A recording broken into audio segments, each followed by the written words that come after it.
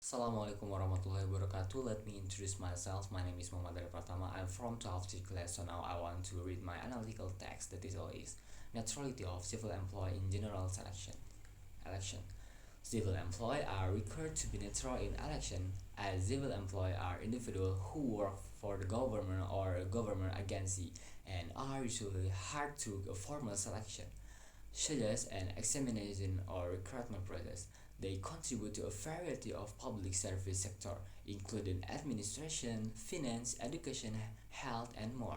Civil employees are tasked with providing service to the public and supporting the functioning of government.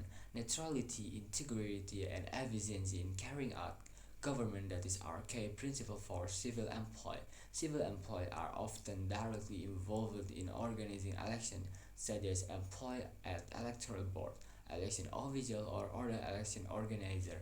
Their duties involves ensuring that the electoral process runs smoothly, safely, and fairly. However, sometimes the neutrality of civil employee needs to be reconfirmed even though it is stated in the PP number 94 in some situations where the neutrality of civil employee can be threatened because civil employees who are involved as members of political parties in political campaigns.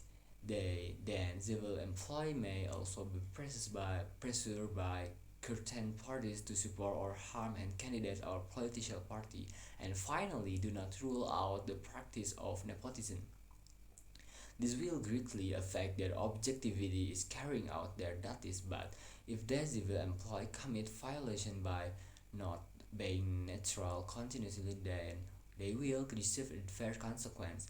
The involvement of civil employee in self-political activity creates confusion in society. People may lose confidence in democratic process.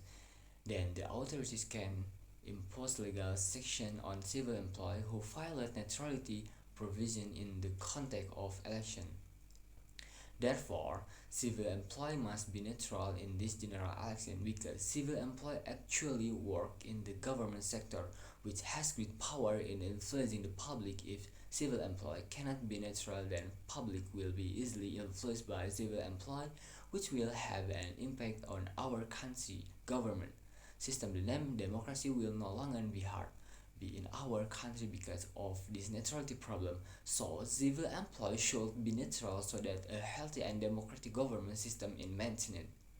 Until now, there are still many questions from the public about the neutrality of civil employees because the civil employee work for the government. So if there is no neutrality, it could be for their personal interest in the workplace, such as increasing their safety and position because to get an increase in salary and position in cunning away. In this election opportunity, civil employee will influence the public in determining their choice for personnel again because civil employee work in the government sector.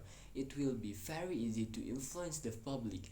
Therefore, the civil employee must be neutral even though they have to be neutral. The fact is that they still have the right to vote in the election even though they are obligated to be neutral. Civil employees can still participate in the election by becoming voters who cast their votes. Therefore, civil employees must be neutral in this general election because civil employees actually work in the government sector which has great power in influencing society. Okay, thank you for your attention, my teacher. Okay, wassalamualaikum warahmatullahi wabarakatuh.